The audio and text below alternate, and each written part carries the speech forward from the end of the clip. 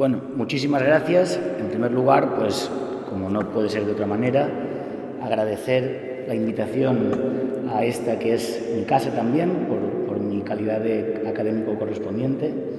Y naturalmente es un placer para mí enorme. Por lo tanto, ilustrísimos señores académicos, es para mí un honor estar entre ustedes. Y sin más, pues vamos a adentrarnos en el tema que hemos propuesto. Se titula, como bien reza el programa, se titula Música y Verdad. Y entonces, en principio, voy a poner una dicotomía, un poco para plasmar una diferencia para quien pueda pensar que voy a tratar un tema diferente al que voy a tratar. Si el título de la conferencia hubiera sido La verdad musical, el sintagma de la verdad musical, o la verdad en el campo musical, o la verdad de la música, ese sintagma tendría un carácter de unidad porque tendría una perspectiva monista que envolvería una sola verdad, la verdad musical. En cambio, en el título figura música y verdad. Entonces, al figurar música y verdad, son dos ideas que están bajo una conjunción copulativa de I, que es la conjunción copulativa música y verdad. Entonces son dos clases, dos grupos, dos ideas que de alguna manera ofrecen una especie de suma de dos elementos. Pero lo primero también entonces, una vez dicho esto, estos dos elementos no son conceptos, sino ideas. Por lo tanto, el planteamiento que yo voy a ofrecer es puramente filosófico. Y en este caso, pues, decir que es puramente filosófico tampoco también habría que precisar, porque la filosofía es un campo muy diferente al como puede ser pues, la química o la termodinámica, incluso la historia, aunque en la historia ya había más complicación. Pero decir filosofía, pues, si lo entendemos desde una perspectiva gremial, pues estaría la historia de la filosofía. Y entonces habría un gremio que sería la de los profesores de filosofía, y entonces eso sería una conferencia de doxografía, donde yo empezaría a hacer una especie de lista de todo lo que se ha dicho al respecto, haría un orden, una clasificación sobre distintas perspectivas históricas y distintos autores ordenados de una manera histórica, ¿no? Pues también tengo que dejar claro que no voy a ir por ahí, porque cuando digo puramente filosófica, hay que especificar que la filosofía en singular no existe. Es decir, la filosofía existe, si se hace filosofía desde unas premisas que está basada en sistemas filosóficos. Y estos sistemas filosóficos están operando en todo aquel que hace filosofía, aunque no lo sepa. Hay veces que alguien afirma cualquier cosa, ¿no?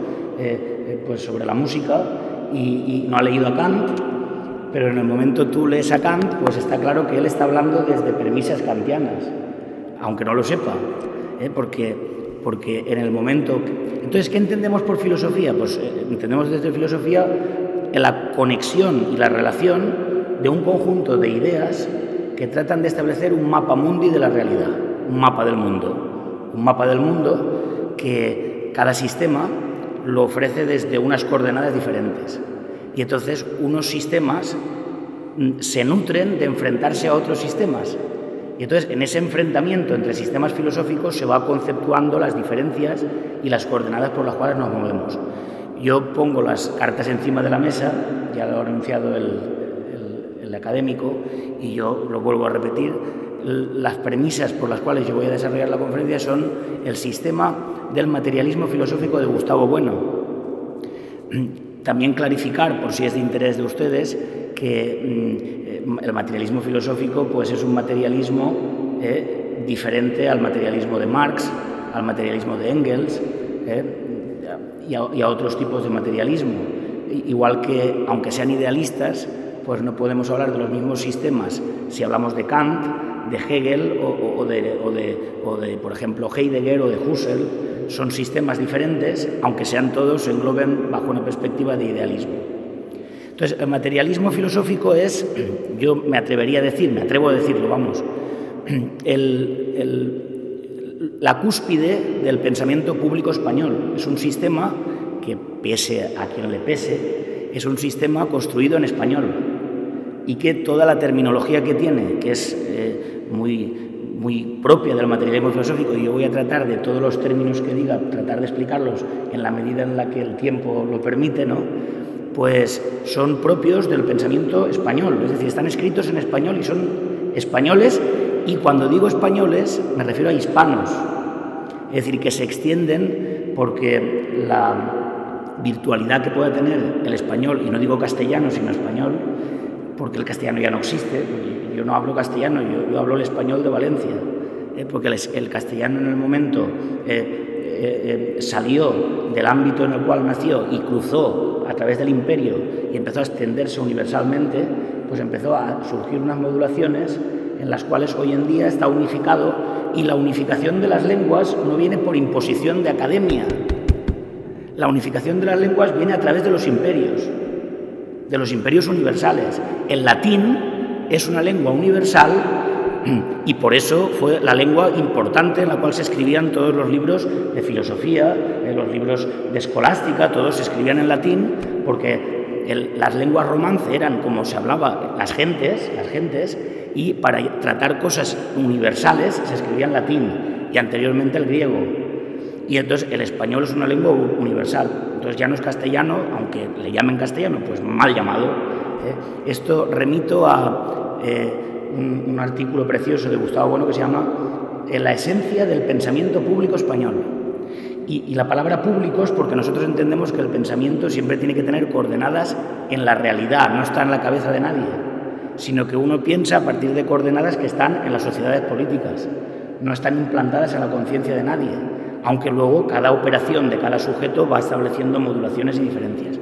Entonces, ¿por qué digo que es un planteamiento filosófico? Porque música y verdad no son conceptos. ¿Cuál es la diferencia entre concepto e idea? Bueno, pues vamos a ver, concepto viene de concepire, que es concebir, es algo que se concibe desde una categoría que puede ser técnica, puede ser científica, es decir, un concepto es hidrógeno, un concepto es oxígeno, un concepto es suma, un concepto es, ojo, no solamente en las ciencias, acorde de séptima de dominante. Acorde de séptima de dominante es un concepto, porque eso es algo que está dentro de una categoría técnica. Ahora, en el momento decimos evolución, eso ya no es un concepto. Entonces, ¿por qué no es un concepto? Porque atraviesa muchas categorías y en cada categoría significa cosas diferentes. Pero para un materialista como yo, las ideas no vienen del más allá ni de la cabeza de las gentes, sino que vienen de los conceptos. Ejemplo, evolución viene de un concepto operatorio muy grosero, porque es evolutio poetarum, que es coger un papiro y desenrotllar-lo. Per això en valencià és desenroll i els catalans diuen desenvolupament. Bueno, claro, porque el sistema tiene un fondo común, que es el latín, pero del desenrollar y evolucionar es algo que tiene una relación intrínseca, porque desenrollar el papiro, al desenrollarlo, va evolucionando la poesía. Vas viendo cómo se desarrolla el poeta. Evolutio poetarum. Eso es un concepto, ahí es un concepto. Pero en el momento decimos la evolución de una obra literaria, o la evolución de las especies, o decimos la evolución en las modulaciones de una sinfonía de Beethoven, en cada campo esa palabra se está usando de maneras diferentes. Entonces ya no es un concepto, es una idea. Idea viene de ver, y es algo que viene a lo lejos. Y entonces cuando atraviesa muchas categorías un concepto, ya hay que verlo a lo lejos, y ese a lo lejos ya tiene que ser la filosofía. Porque a diferencia de como se dice mucho, esto se dice hoy en día mucho y está mal dicho también, la filosofía no es la madre de las ciencias, sino la hija. Ejemplo, el fundador de la filosofía por autonomasia es Platón. Y Platón, en su academia de Cultura Valenciana, en su academia, el Jardín de Academos, pues pone, en la portada de la academia pone: no entre aquí nadie que no sepa geometría. ¿Por qué? Porque en la famosa el famoso mito de la caverna, ¿no? Que estamos ante las apariencias. Apariencia tiene mucho que ver con verdad. La verdad destruye la apariencia, en principio. Entonces, cuando están atados y ven sombras dentro de la caverna, la manera de subir el que se suelta de ahí, no sabemos por qué, va subiendo por la escarpada subida, entonces tiene que pasar por muchas disciplinas. Las disciplinas eran nada menos que las matemáticas, la geometría, y después, ojo, era aplicar estos campos ya a otros sectores más amplios. Por ejemplo, la cosmología, el cosmos, aplicarlo al cosmos, y después a la música, y al final la dialéctica. Y en la dialéctica ya se había salido para enfrentarte a la realidad y no estar atrapado en el mundo de las sombras. Entonces, claro, eso quiere decir que la filosofía es un saber de segundo grado. Se presuponen conceptos, y cuando los conceptos empiezan a atravesar categorías y se contraponen y se enfrentan unos con otros, entonces van surgiendo ideas, como la idea de desarrollo, la idea de evolución, la idea de verdad y la idea de música. La música puede sorprender que sea una idea. Bueno, hombre, desde un punto de vista etimológico no sorprende nada, porque es lo relativo a las musas. Fíjense ustedes, lo relativo a las musas. Entonces, claro, este tipo de moda de no, yo no quiero nada de metafísica, porque entonces no digas música, no puedes ni hablar, porque todas las ideas están llenas de perspectivas metafísicas, pero que algo significan, hay que estudiarlas. Entonces, lo relativo a las musas es una idea. ¿Por qué? Pues porque la música no es un sentido unívoco, ni mucho menos. Ejemplo que pongo: todos utilizamos la palabra música, pero voy a hacer un ejemplo extremo, ¿no? Muy extremo. ¿Qué tendrá que ver? Pues el trompetista Maurice André con Michael Jackson. O por ir más al extremo, ¿qué tendrá que ver una sinfonía de Beethoven o la consagración de la primavera con el 433 de John Cage, donde sube una persona al escenario y no toca? Y entonces es un experimento sociológico, filosófico, estético a lo mejor, pero no. O, por ejemplo, ¿qué tipo de unidad técnica, artesanal, de oficio puede tener una persona que haga mezcla de sonidos en ordenador y haga unos trabajos, unas manipulaciones acústicas de mucho mérito, pero ¿qué unidad de oficio puede tener ese señor con lo que hace Luis Garrido con el coro de niños cuando dirige y cuando tienen que afinar y tienen que cantar contrapuntos y todo? Pues el que maneja muy bien ese ordenador no sabe nada de lo otro, y a lo mejor nosotros tampoco sabemos nada de lo del ordenador. Es decir, que a todo se le llama música. Entonces, música es una idea porque cruza tantas cosas, tantas categorías técnicas que, pues, si no se especifica un poco más, pues es un flatus vocis, no significa nada. Entonces, puesto el planteamiento encima de la mesa, y hablando desde un sistema filosófico, yo voy a tratar de llegar a algún punto. Vamos a partir de la idea de verdad. Entonces, la idea de verdad, pues, Gustavo Bueno la trata a lo largo de toda su obra. En principio, la idea de verdad en las obras del núcleo de la obra de Gustavo Bueno está muy claro, y no es algo gratuito, sino que es algo muy lógico lo que voy a decir. Está muy cimentada sobre las identidades sintéticas de las ciencias. ¿Qué queremos decir con identidad sintética de las ciencias? Queremos decir que cuando nosotros tenemos cursos operatorios diferentes, por ejemplo, estamos construyendo el teorema de Pitágoras, pues la construcción de la hipotenusa, los catetos, etc., viene un punto en el cual se dan unas relaciones de identidad, el igual a, es unas relaciones de identidad en las cuales el sujeto ya no puede intervenir, queda expulsado del campo, porque es una verdad objetiva.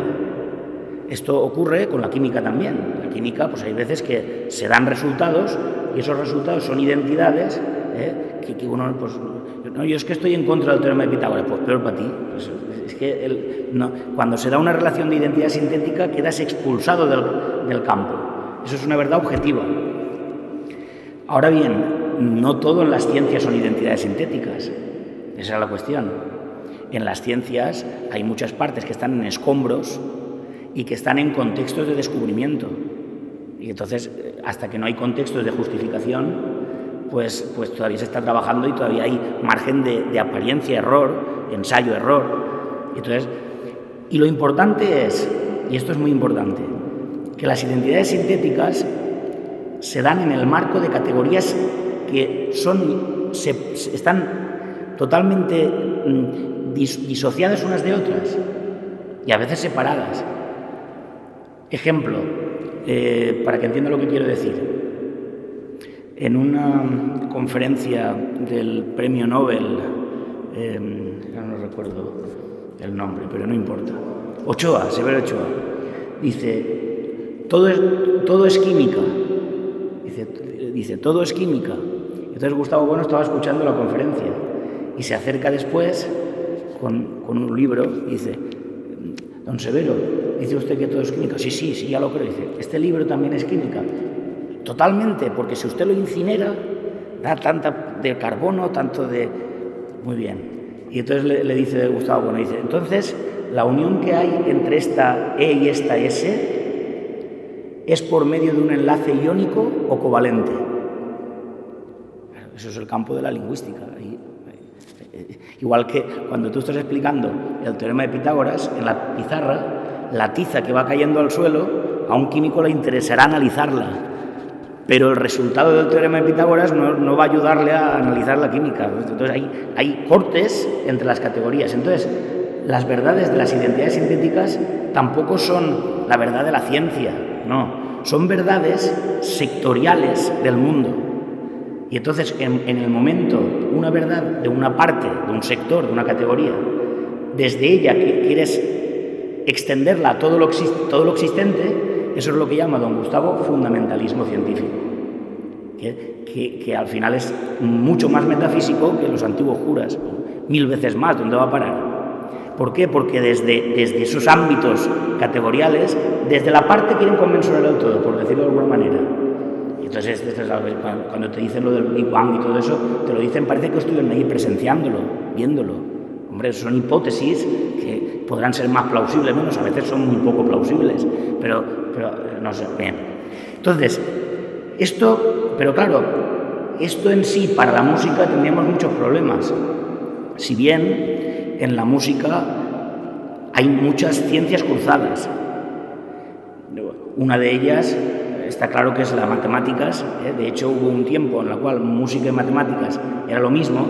Esto ya se dio cuenta que no era así. Aristóxeno, un alumno de Aristóteles, se dio cuenta que no era así.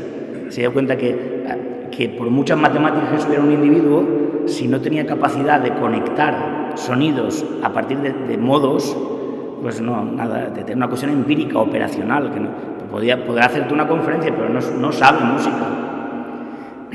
Pero está claro que por dentro de la música, pues hay muchas identidades sintéticas. Pues, por ejemplo, matemáticas y acústica, la acústica, como no, claro. O sea, sin los avances de la acústica y los avances tecnológicos de la acústica, pues no tendríamos la orquesta moderna, es imposible.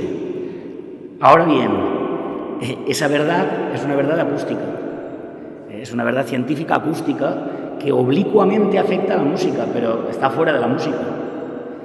Entonces, lo interesante es que Gustavo Bueno durante toda su vida estuvo trabajando en estos asuntos y no dejó eso ahí, que ya hubiera sido mucho, dejarlo ahí, ya hubiera sido mucho, porque claro, si solamente te dedicaras a analizar las identidades sintéticas de todos los campos, te dan para 1000 vidas. Pero no lo dejó ahí, porque se dio cuenta que hay otros sectores de la realidad, pues hay otras partes del mundo que el mapa tiene que intentar dar cuenta de ellos. Y entonces, al final de su vida, hizo un libro que aparentemente no tiene relación con esto, pero de ahí saco yo la base para hablar de verdad. Un libro que se titula Televisión, Apariencia y Verdad. Entonces, ese libro es una de las obras maestras de Bueno, es un libro muy difícil de leer, además, muy complicado de leer. Y entra a fondo en este asunto y podemos decir que esto es el cuerpo de su doctrina de la verdad. Si bien el núcleo está en todo esto donde tiene que ver con la identidad sintética de las ciencias, es decir, en los ensayos materialistas, en todas las obras que hizo al principio, la teoría del cierre categorial. Pero en Televisión, Apariencia y Verdad es porque solamente con lo que hizo al principio a mí yo no hubiera podido hacer nada. no hubiera podido atravesar lo que quiero atravesar hoy. Entonces, en Televisión Apariencia y Verdad se da cuenta que la idea de verdad es un género que no es distributivo. Distributivo quiere decir que haya analogías distributivas, que se distribuyan por muchas categorías, o atributivo, es decir, que tenga relación de conexiones de unas cosas con otras, sino que el género de verdad, y además me gusta mucho la palabra porque es muy musical, la verdad es un género variacional, modulante o anómalo. Variacional, modulante, la palabra modulante es muy musical. Quiere decir lo siguiente, que en la concepción dialéctica crítica de la idea de verdad, que se trata de suprimir pues, la indeterminación de apariencias, la indeterminación de las apariencias, pues depende del marco, se establece la verdad de una forma u de otra. Y entonces, si no modulas el marco, no sabes de qué estás hablando. Porque desde el materialismo filosófico negamos que haya una verdad primera suprema. Claro, entonces, al negar eso, hay que estar modulando constantemente el marco. Lo de la verdad suprema pues sería el entendimiento agente de Aristóteles, por ejemplo, el noesis noesios, el pensamiento que el pensamiento del pensamiento. Este tipo de pensamiento del pensamiento. Hoy se construyen tipo de frases de esa nación de naciones. Así podemos ir hasta el infinito, claro. Pero no significa nada, ese es el problema. Entonces, el marco es muy importante. Entonces, Gustavo Bueno hace un trabajo, verdaderamente, es una cosa de orfebre, una cosa muy, muy meticulosa, y establece dos grandes grupos de marcos, donde va modulando la idea de verdad. Un marco es las verdades personales. Verdades personales. Y entonces, en las verdades personales hay tres grandes grupos. Verdades autológicas, verdades dialógicas y verdades normativas. Y entonces vamos a poner ya ejemplos aplicados a la música. Un ejemplo muy claro.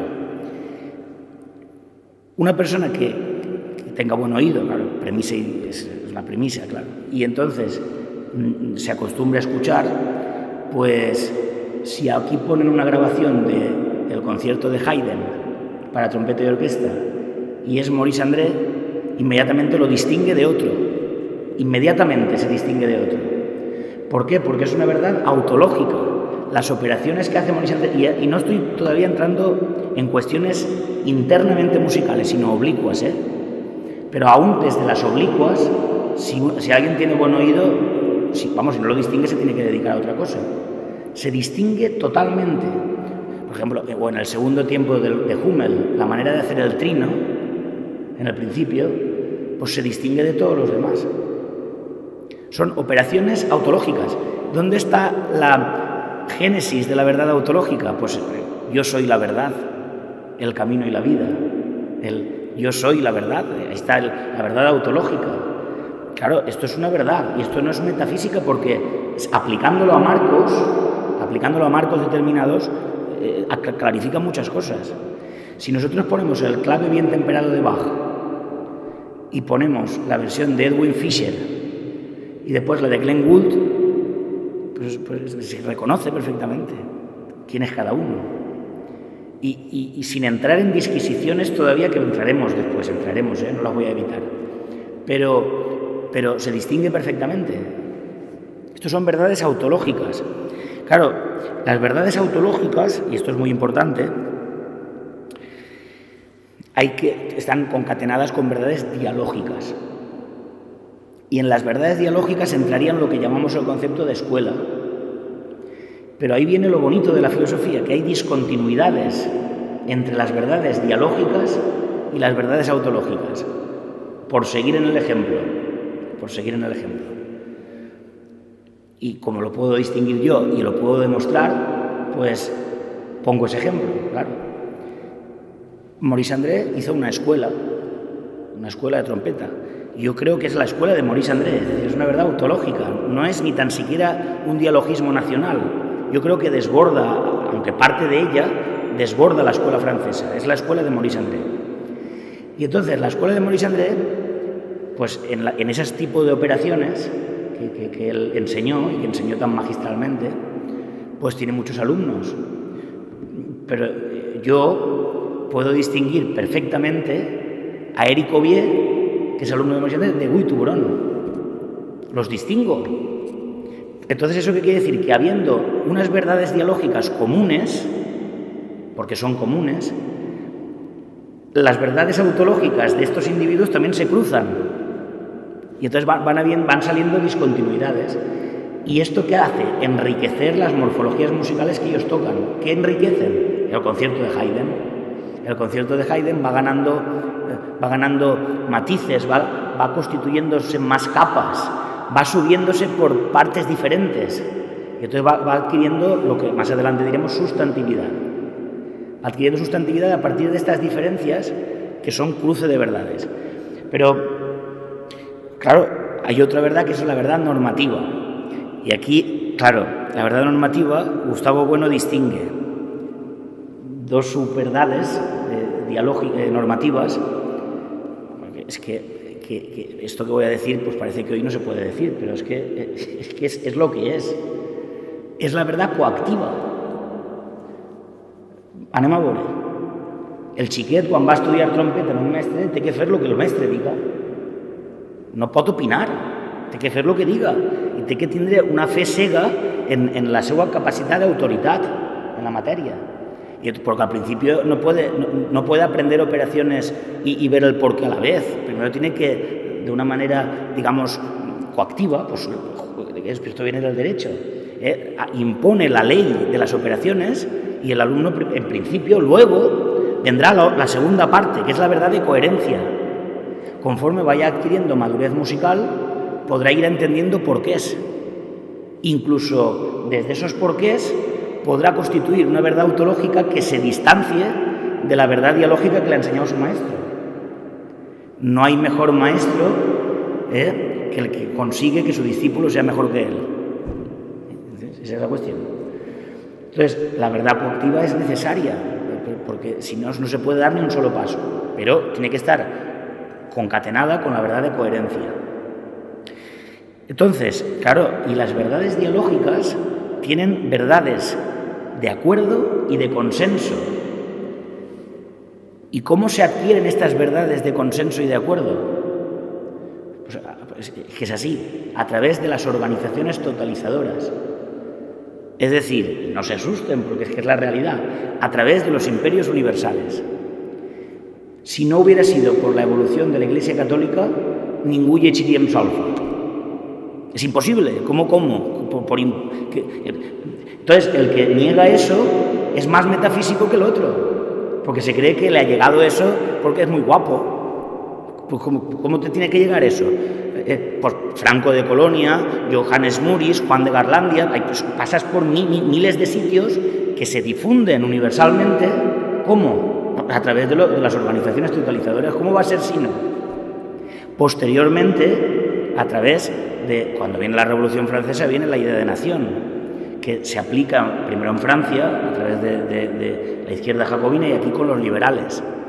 Y es muy diferente. Eso nos marca muchas diferencias entre... Bueno, esto ya es entrar en otro sitio que no puedo entrar porque si no Pero a través de las organizaciones totalizadoras es como se puede concebir que hayan acuerdos y consensos. No porque hablen 3 o 4 en un casino, eso no es así. Los acuerdos y los consensos vienen a través de perspectivas dialécticas en las cuales unas teorías se enfrentan a otras y las más potentes van quedando, hasta llegar a la técnica gráfica que tenemos hoy en las partituras, que es una cosa muy complicada, que ha pasado por muchas fases y que esas fases se han perfeccionado a través de estos, del Imperio Católico. Católico significa universal, es lo que significa católico, universal. Y entonces hay quien podrá estar pensando, ¿qué está diciendo? Pues entiende lo que estoy diciendo, y si no, pues deja de escuchar, porque lo que estoy diciendo no es más que lo que estoy diciendo. Es decir, cuando alguien te escucha decir eso y abduce tus ideas a sus categorías, pues eso es un problema de él. No, es que quiere aquí imponerlos la religión. Pues no estoy hablando de eso. Si tú crees que estoy hablando de eso, ya tienes la conferencia terminada. Vete, ya está. ¿Entiendes lo que quiere decir? Entonces, estas verdades son muy ricas, pero todavía no tienen que ver internamente con la música. Porque, y esto es lo sorprendente, sin la música ser una ciencia, no lo es, porque claro, hasta aquí, con todo lo que yo he expuesto, pues las verdades autológicas serían relativas. Es decir, que yo no podría decir, y lo digo, que Maurice André pues, supera a todos sus discípulos directos. No lo podría decir. No lo podría decir porque serían verdades autológicas que van modulando y entonces, pues como te digo, habría un relativismo ahí, que dependería ya del gusto. Y no porque la música, aunque no sea ciencia, tiene verdades impersonales. Esta es la cuestión. Tiene verdades impersonales que están totalmente al margen de los sujetos, aunque sin los sujetos no se podían establecer, porque eso de lo anantrópico que dicen algunos, pues eso no existe. Es decir, que tú puedes ver verdades objetivas, pero hay que pasar por las operaciones del hombre. Esto lo explica en el ego trascendental Gustavo Bueno de una manera sublime. Entonces, situaciones de las verdades impersonales. Y aquí poco a poco vamos entrando en la conjunción copulativa de verdad y música, vamos entrando más en la música. Todavía hemos entrado más que a modo de ejemplos. Hemos entrado solo a modo de ejemplos. Pero aquí en las verdades impersonales ya nos obliga, porque en las verdades impersonales Gustavo Bueno establece dos modos en los cuales las operaciones de los sujetos pueden segregarse. Uno es a modo parcial y otro a modo total. Está claro que en el modo total están las verdades lógico-materiales de las ciencias y las verdades de predicción, que están sostenidas sobre esas verdades de las ciencias. Pero en la segregación a modo parcial establece verdades que son muy importantes para la música. Por ejemplo, voy a dejar la más importante para el final, claro. Por ejemplo, verdades de acción. Y esto ya no es tan relativo, porque si tú estás haciendo un estudio y la manera de ligar las notas sale mal, si el otro te da otra fórmula operatoria y sale bien, está claro que una es verdad y la otra es una apariencia, no es sólida. Es decir, que se puede comparar una a otra. Tú puedes ver perfectamente la manera de llegar a los agudos de un trompetista o la manera de pasar por todas las notas o la calidad del sonido de un violinista, y eso son verdades de acción que no son relativas a que te guste más o te guste menos. Se pueden establecer. Otros son verdades de resolución concreta. Y aquí voy a poner un ejemplo. Verdades de resolución concreta. Si fuera todo relativo, los profesores de armonía y de contrapunto y fuga tendrían que dedicarse a otra cosa. Porque tú pones un examen de un bajete dado o un sujeto y está claro que pueden haber infinitas resoluciones buenas, unas más buenas que otras, pero hay una distinción entre las buenas y las malas. Por eso hay un criterio para poder decir que aquí has hecho la técnica del estrecho bien, o aquí hay unas perspectivas normativas que, aplicándolas a la resolución concreta, dan unos resultados que no son cerrados, son abiertos, pero dentro de su apertura tienen unos ámbitos de resolución concreta verdaderos que tienen un margen de error o de acierto. Por eso podemos enseñar. Y si alguien pone 5/2/6 y pone, por ejemplo, si bemol, re, fa, sol, pues eso no es 5/2/6, porque en el 5/2/6 el si es natural. Eso es una verdad impersonal, es impersonal y de resolución concreta. Si no, fíjate el B cuadro en el si, está mal. Dentro de los sistemas tonales diatónicos. 5/2/6, vamos, 5/do, que decir quinta disminuida. Y de si bemol a fa hay una quinta justa. Eso está claro. Entonces, pero ahora viene donde quiero entrar. Es decir, que desgraciadamente Hasta ahora solo sería la introducción, pero aunque correré todo lo que haya que correr después, no sé. Entonces, verdades de producción. Y entonces, Gustavo Bueno en el libro de televisión pone ejemplos de producciones tecnológicas. Y esto confunde a mucha gente. Pero tiene una doctrina, y esta es a la que yo me dedico en cuerpo y alma, que es la doctrina del arte sustantivo o poético. Arte sustantivo o poético. Entonces, a ver qué puedo hacer en media horita, que me van a permitir ustedes más, supongo. A ver qué puedo decir. Arte sustantivo o poético es una idea que hay que concatenar a otra idea, de la cual es inseparable, que es el arte adjetivo o alotético. Por decirlo de otra manera, para que me entiendan. El arte adjetivo o alotético, quiere decir otra cosa, quiere decir que son técnicas que están en contextos de uso. Cuando Bach fa una misa, pues es porque té que menjar. Eso es un contexto de uso, la hace porque es su trabajo, o hace una obra de clave para aprender a tocar. O Haydn hace una sinfonía para la corte, para el príncipe, y seguramente ni se enteraba de lo que era això. Entonces, eso está en un contexto de uso. Hoy está eso así. Muchos de los que van a los conciertos están utilizando la música, usándola para establecer un contexto social. En vez de anar-se'n a la discoteca, pues se'n van al concert del divendres. Por cuestiones de edad, hay élites que van a unos sitios o a otros, pero igual está allí y está usándola pues, para lucir el abrigo o lo que sea. Entonces, esto se da, esto es imposible que no se dé, esto como no se va a dar, es que se tiene que dar. No solo no se da, sino se tiene que dar. Ahora bien, hay unas morfologías artísticas que se segregan de la prosa de la vida. ¿La prosa de la vida qué quiere decir? Pues lo que hacemos día a día, trabajar, estar con la familia, pues ir aquí con amigos, ir a un evento, ir a otro evento, ver la tele, pues, la prosa de la vida, jugar a las cartas. Hay muchas perspectivas en la prosa de la vida. Lleno, cada uno pues, según sus costumbres sociales o su... Pero ¿qué ocurre cuando estamos escuchando una sinfonía y verdaderamente estamos dentro de la sinfonía?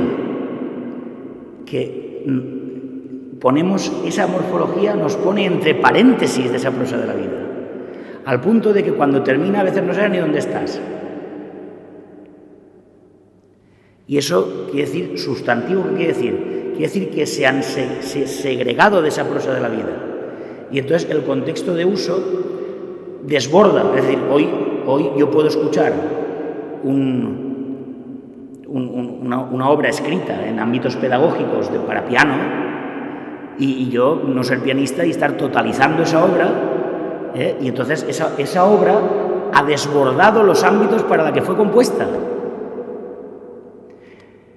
Y entonces, ¿qué ocurre? Que penetra en la antropología del materialismo filosófico, en el espacio antropológico, hay tres ejes. El eje circular, que es la relación de los hombres con otros hombres.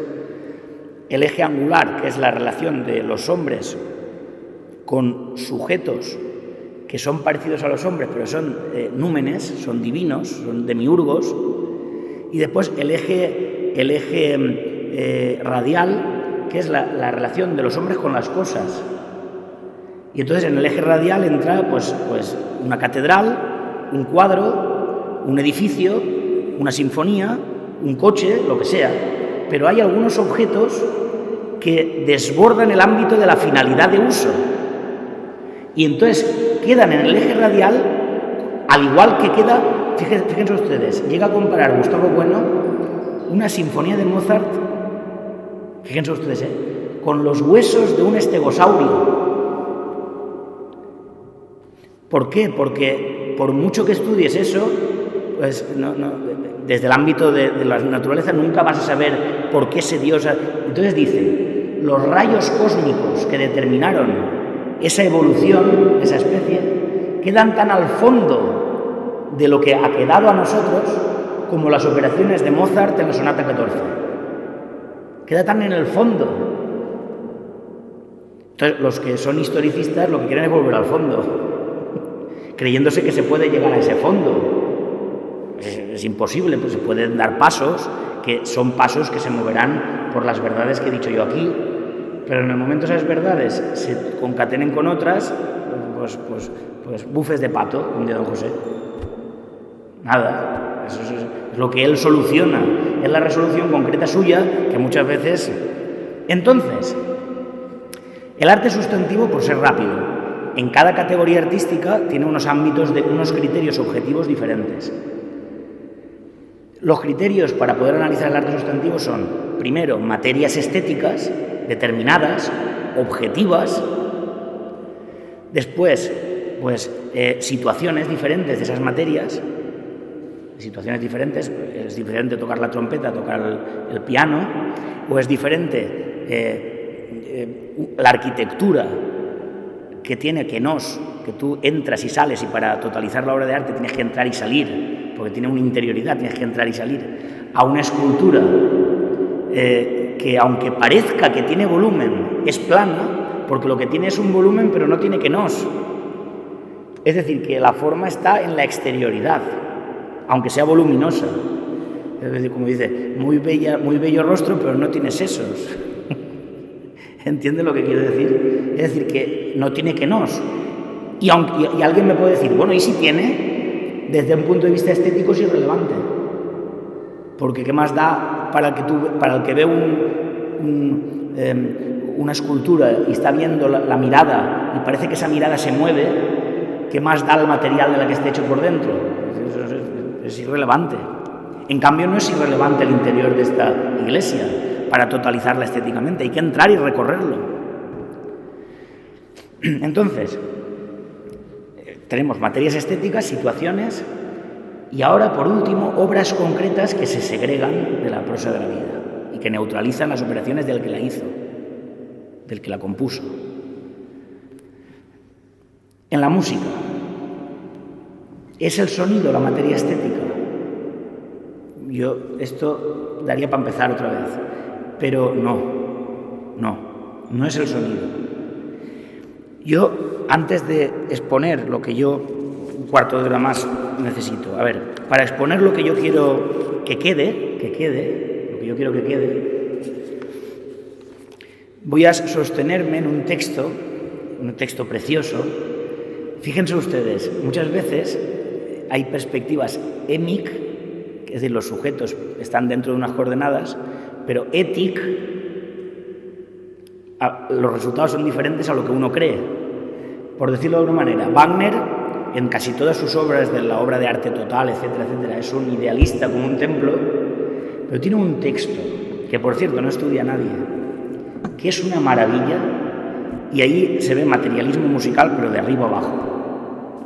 Y es un texto sobre la dirección de orquesta que está traducido al español por el eminente, tenemos una escuela de composición y de interpretación en España, que no tenemos nada que envidiar desde fuera, don Julio Gómez, el autor de la Suite en La, por ejemplo, y de otras, lo tradujo ese texto.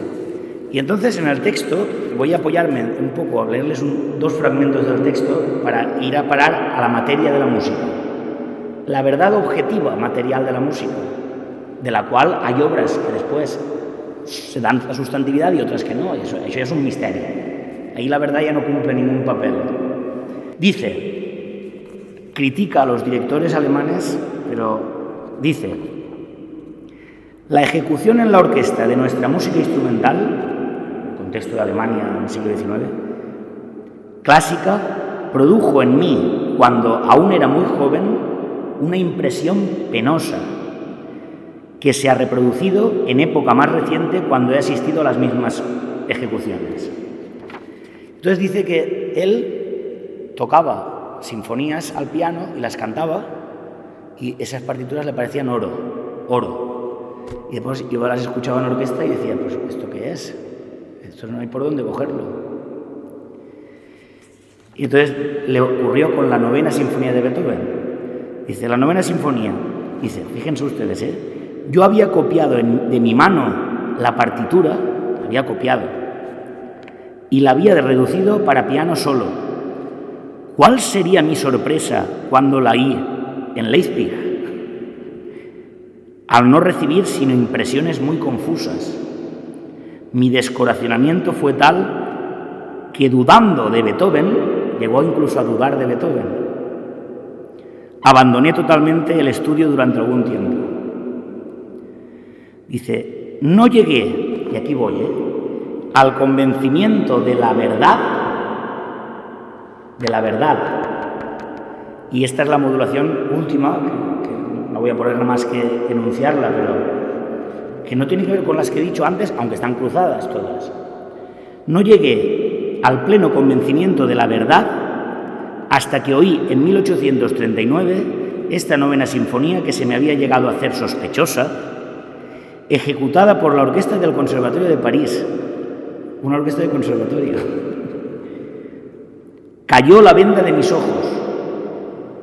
Vi claramente la misión de la interpretación y penetré de golpe en el secreto de la feliz solución del problema. La orquesta había aprendido a identificarse en cada compás con la melodía de Beethoven, que había evidentemente escapado a nuestros bravos músicos de Leipzig, y esta melodía era cantada por la orquesta. Y ciertamente no me había sido revelado por ningún director. Aquí utilizo una ironía filosófica preciosa. No me había sido revelada por ningún director genial, dichos famosos.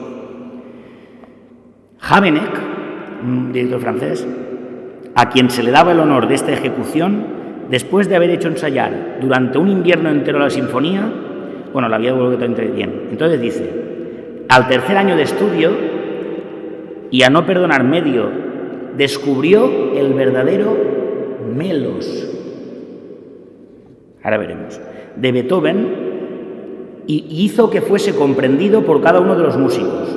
Y como estos músicos estaban dotados de espíritu de ejecución melódica, no podían más que ejecutarla. Y entonces dice,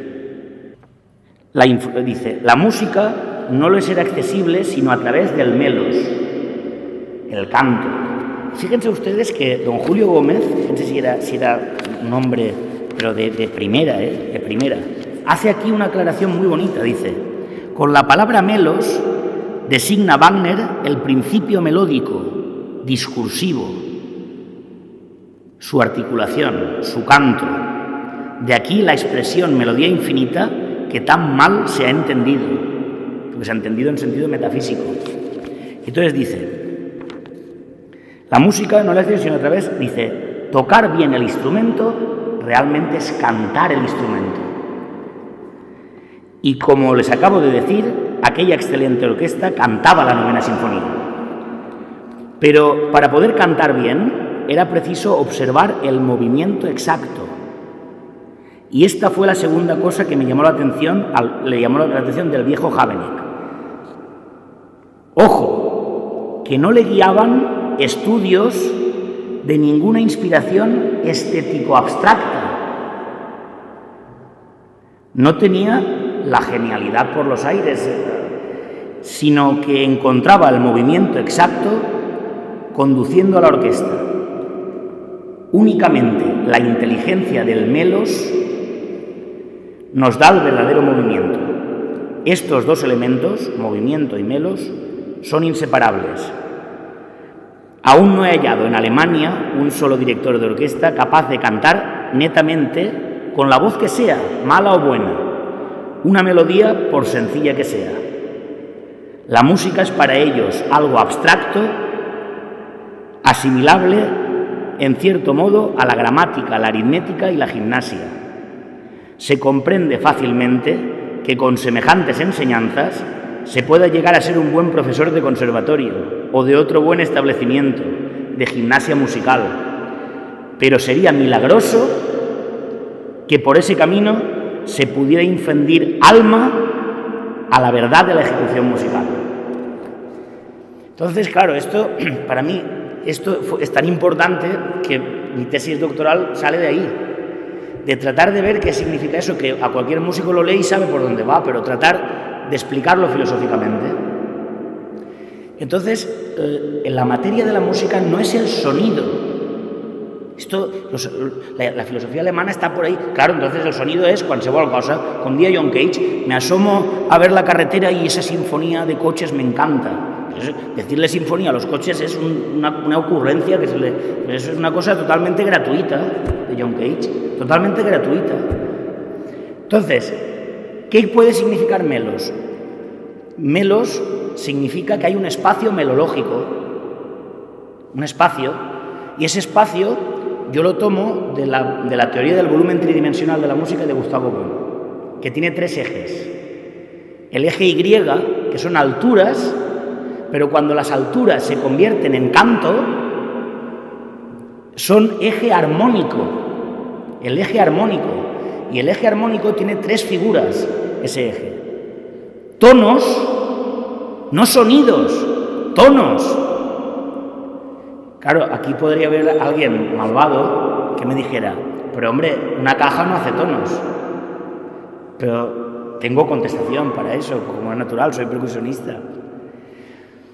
Igual que en el canto, los significantes, es decir, la organización de las eses, de las enes, si no organizara Luis las enes, eso sería unos significantes horrorosos para el melos. Hay que organizar las consonantes, organizar los sonidos africados prepalatales, hay que organizarlo todo eso. Pues eso en la orquesta es la percusión.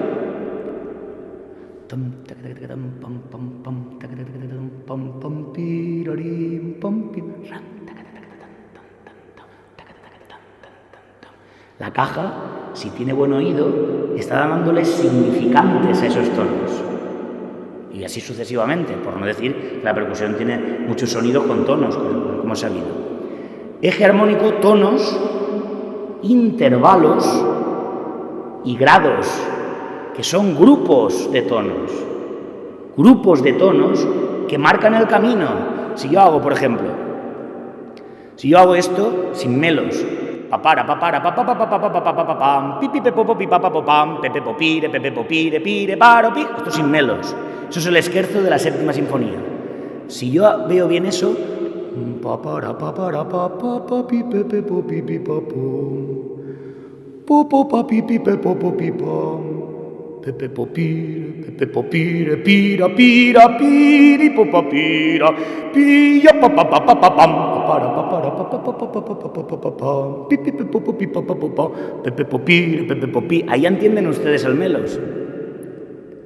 Y esto es una verdad objetiva, que puede distinguir una verdad autológica falsa musicalmente, que sea verdad técnicamente, pero que musicalmente sea una mentira como una catedral, de alguien que aunque haga una verdad algo puede tener mucha técnica instrumental y constituir una técnica del instrumento, pero decir mentiras musicalmente, porque la material de la música no es el sonido, es el melos, intervalos y grados. Ahora, el segundo eje X, eje Y, ahora eje X. El eje rítmico también tiene 3 figuras. La primera figura, los metros.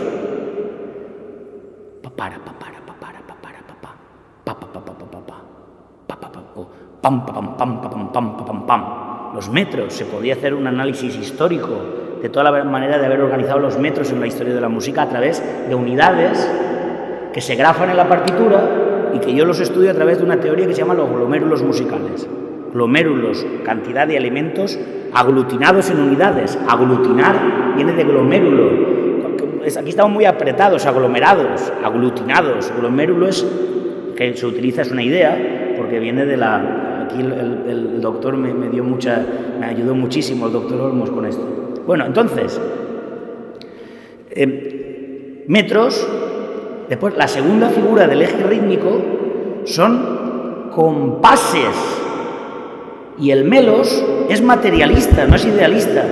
Cuando un xiquet fa to, ta, ti, te, to, te. El profesor que no li pega, bueno, és un dir, no és literal, pero que no, una verdad coactiva, marca el compás. No puedes cantar sin marcar el compás y tiene que obedecer. ¿Por qué? Porque las distancias son físicas. Do, di, te, do, di, ta, di. Ya inmediatamente las distancias, como no puede haber nada que no parta del primer género de materialidad, que es el corpóreo, hay que tener distancias corpóreas para ver distancias de volumen que no es corpóreo. Igual que para medir la hora hace falta un reloj, que es un cuerpo, para medir hay que marcar para saber las distancias. Entonces, estos modernos que enseñan lenguaje musical sin marcar, pues muy mal. Y además marcar lo más bonito posible, porque esa belleza del marcar ya va dando el camino al melos. Es como una coordenada de mapa. Y esa coordenada de mapa venía nada menos que de la mano guidoniana. Ahí está la Génesis. Compases. Y el tercero es esencial. Tempos. Tempos. Papara, papara, papá, papá, papá, papá, papá, papá. Eso no es alegre, alegro, papara, papara, papá, papá, papá. Los tempos vienen de alegorías de carácter que se traducen en operaciones musicales. Y ahora, el tercer eje, que Gustavo Bueno acuña una palabra preciosa, por cierto, una palabra nuestra, española, no la saben en ningún sitio. Si la dicen en otro sitio, será traducida. Cromatofonismo, no cromatismo, cromatofonismo. Es el color de los sonidos del melos. Y entonces, ese es el eje Z. Y ahí hay tres figuras también. La tríada es esencial para el materialismo filosófico. Es que la tríada demuestra la potencia de la Santísima Trinidad, de la filosofía escolástica, de Santo Tomás frente a Kant, que Kant es una vulgaridad al lado de Santo Tomás, es una vulgaridad. Fíjense ustedes, decía Gustavo Bueno, Kant es, respecto a Santo Tomás, el mismo teclado, una transformación idéntica, toca el mismo teclado, pero él como organista es más malo. Es decir, que las ideas del fondo de Kant son las mismas que Santo Tomás, las mismas, pero lo que hace es más pueril que lo que hizo Santo Tomás, que era cogenial a Platón, y yo añado cogenial a Gustavo Bueno. Entonces, compases, tempos, y no, estaba en el tercer eje, orquestaciones, y yo entiendo aquí orquestación como algo muy amplio. Hay orquestaciones en un solo instrumento. Y discúlpeme que remita mucho a Maurice André. Pa, pa, pa, pam, pam, pa, pam, una catedral. Era como un color del órgano. Ahora, otro color. Pam, pam, pam, parim, pam, pam, pam, tirarim. Otro color. Entonces él decía, tres alegorías, como una catedral, algo grande, amplio. Después algo jocoso y después romántico. Tres alegorías, pero que son materiales porque se traducen en un melos. Se traducen en melos. Orquestaciones, articulaciones. No es lo mismo hacer que hacer torito te tire, totito te tire, totitón, que hacer totito te tire, totito te tire, totitón. No es lo mismo, ¿no? Articulaciones. Orquestaciones, articulaciones y dinámicas. Y entonces, aquí tenemos el espacio melológico que constituye el plano autogórico de la música, su materia.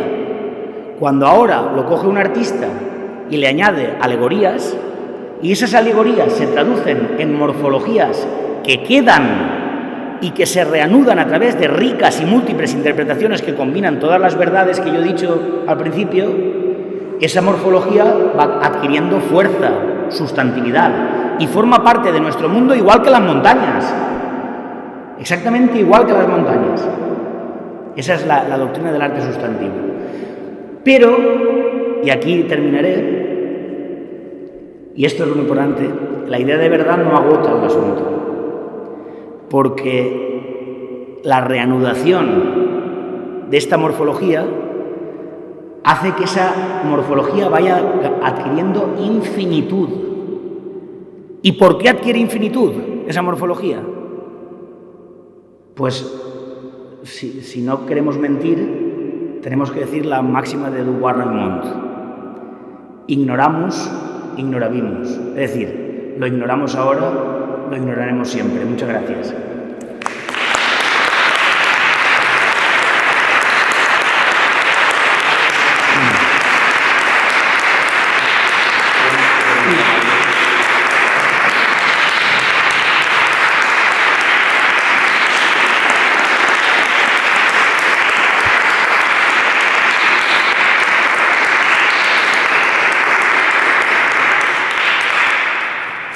Yo agradezco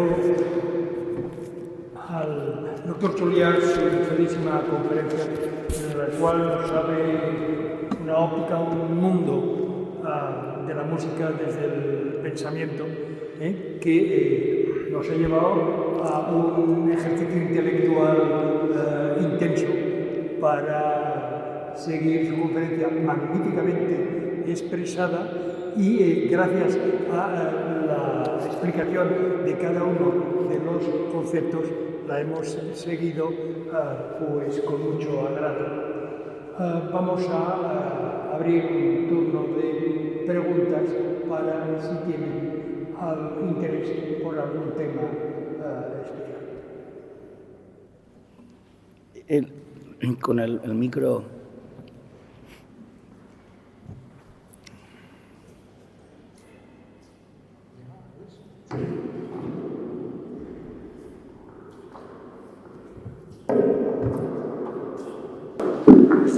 Gracias.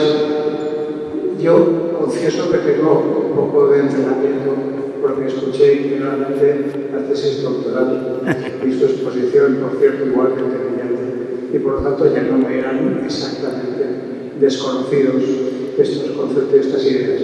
Pero no puedo evadirme de mi formación científica para hacer una afirmación que quiero entroncar con lo que has dicho. La afirmación sobre la ciencia, que creo que debe ser suficientemente humilde como para aceptar lo que voy a decir, es la siguiente. La ciencia es provisional y autodestructiva. Y cuando creemos que todo eso que hemos comentado termina siendo esa montaña, yo estaba pensando, las montañas son provisionales y autodestructivas también. Porque en el fondo, lo único que varía es la escala del tiempo del ser humano. Si uno se pone en la escala humana, parece estar ahí para siempre. Si se pone en la escala geológica, el problema es diferente. El problema es diferente porque puede durar el chasquido de un dedo.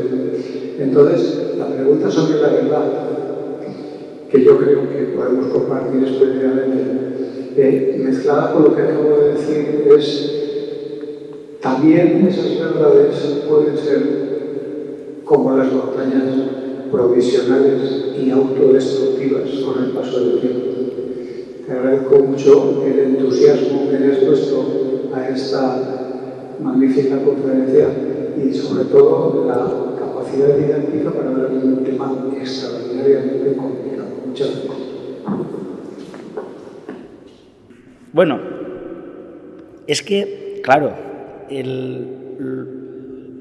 la perspectiva más importante del materialismo filosófico es, yo creo que la teoría del cierre categorial es la negación de la idea unívoca y monista de ciencia. Entonces, la ciencia no puede tener verdades porque no existe. Ahora bien,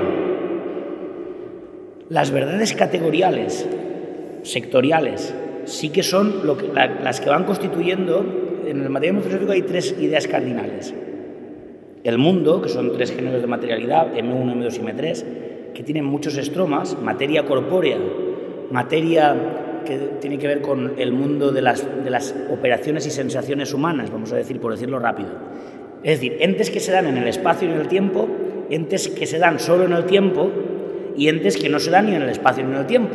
Es decir, la idea de estructura, la idea de sumar no está en Valencia, no está en el espacio y en el tiempo. Ahora, esos tres géneros de materialidad son inseparables, pero disociables. ¿Quién los ordena? El ego trascendental, que no es un individuo, sino que son el conjunto atributivo de operaciones que desde la antigua Grecia, por poner una fecha, aunque con todas las perspectivas anteriores, naturalmente, no parte de la nada, hasta hoy han ido tejiendo nuestro propio concepto del mundo, que va cambiando radicalmente. Entonces, cuando unas verdades se contraponen a otras, se van dando pues transformaciones totales, y esas transformaciones y ese fluir donde va cambiando todo constantemente no permite que el ego trascendental cierre el mundo, precisamente por lo que has dicho. Y ahí es donde la idea de verdad, dice Gustavo Bueno, yo lo diría con la palabra exacta de Gustavo Bueno, vamos, me lo sé de memoria, no importa. La idea de verdad solamente puede atribuirse a la ontología especial, es decir, a cuestiones que tengan que ver con el mundo. En el momento desbordan el mundo esas verdades, pues no. Por eso no sabemos por qué unas obras tienen esa infinitud y otras no. Y ahí no cabe, porque son más verdad, no, pues es que ahí es ignoramos, ignorabimos. Entonces no existen teoremas de las ciencias, sino sectoriales. Ahora, esos sectores son seguros, porque son los que nos permiten navegar. Esos sectores son seguros, pero esos sectores, cuando se van concatenando con otros sectores, van surgiendo discontinuidades totales, y cuando se van descubriendo nuevas verdades de otros departamentos, se van modificando y alterando las otras verdades. Entonces, eso es la ontología general de la materia ontológico general, es decir, que tiene que ver con ideas como infinitud, eternidad, inconmensurabilidad, discontinuidad, indeterminación, etcétera, etcétera, etcétera. O sea que estoy de acuerdo totalmente, aunque si bien hay unos estromas del mundo que son más sólidos, porque vienen no de las ciencias, sino de algunos puntos de las ciencias, no de todas las ciencias, ni tan siquiera de la idea de ciencia, que no existe. La idea de ciencia no existe. Existen las ciencias en plural. Por eso, la medicina, por ejemplo, y esto invito al doctor, ¿no? La medicina es una tecnología muy importante que en principio está basada en la generosidad. Es decir, si a un científico le interesa estudiar a unos siameses que salgan pegados, pues al médico le interesa, en cambio, para que puedan vivir bien, separarlos. Ahora, el médico tiene que estar al día, 100%, de todos los avances, de todas las categorías científicas, para poder navegar entre ellas con la finalidad de salvar vidas humanas. Esa sería la cuestión. Pero verdades que conmensuren al mundo es imposible. Por eso existe la filosofía. Muchísimas gracias.